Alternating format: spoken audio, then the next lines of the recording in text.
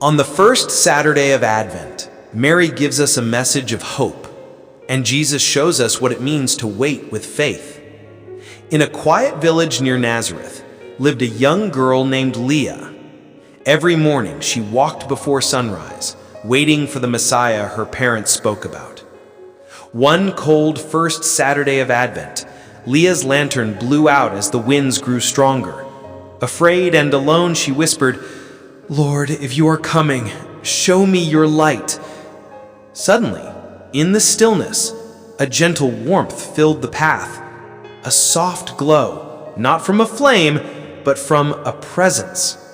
Leah looked up and saw Jesus, not yet the teacher of crowds, but a young boy her age, standing with a simple smile.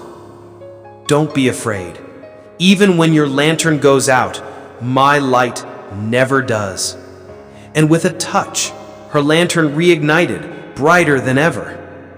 This first Saturday of Advent reminds us that when our hope flickers, Jesus restores it. When our path grows dark, He walks beside us.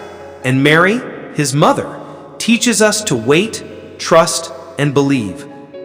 Jesus, light of the world, brighten my heart this Advent. Mary, guide me to your Son. Amen.